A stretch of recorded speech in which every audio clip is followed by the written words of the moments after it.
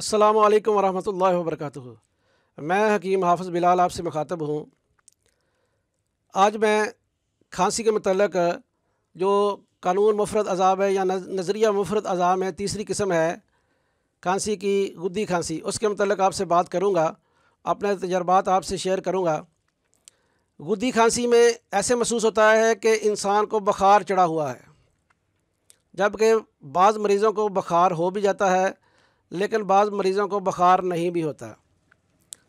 اس کھانسی میں مریض کا چہرہ جو ہے وہ زردی مائل رہتا ہے، انسان کو یا مریض کو جو پیشاب آتا ہے وہ بھی زردی مائل آتا ہے، اور پخانہ بھی درد کے ساتھ آتا ہے، اور جو بلغم خارج ہوتی ہے وہ بھی درد کے ساتھ خارج ہوتی ہے۔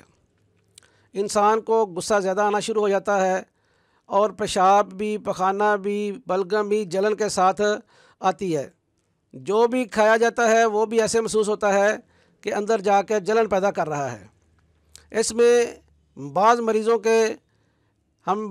نے ہمیں یہ بھی بتایا ہے کہ ان کا بلڈ پریشر بھی ہائی ہو جاتا ہے، نیند بالکل نہیں آتی، ہاتھ، پاؤں، چہرہ سب جلتے رہتے ہیں، اور ایسے محسوس ہوتا ہے کہ وہ آگ پر بیٹھے ہوئے ہیں۔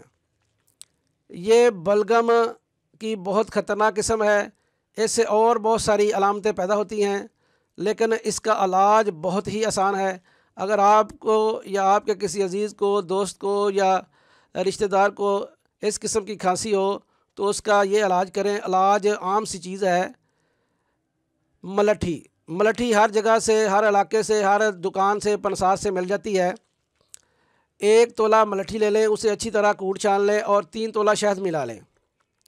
صبح، دوپہر، شام چائے والا چمچ کھلائیں، اور اوپر سے ملٹھی کا دودھ پلا دیں یا ملٹھی کا کہوہ پلا دیں۔ انشاءاللہ یہ جو گدی کھانسی ہے یا سفراوی کھانسی ہے یا گرمی والی کھانسی ہے، یہ اس سے فوری ختم ہو جائے گی۔ اس میں غذا جو ہے وہ کدو، ٹینڈے، بیل والی توری، حلوہ کدو، گاجر، مولی، شلگم، دال ماش، یہ آپ کھلائیں۔ اس میں کالی مرچ ڈالیں، یہ بہت فائدہ دے گی۔ کیلا بھی آپ کھلا سکتے ہیں، امرود بھی آپ کھلا سکتے ہیں۔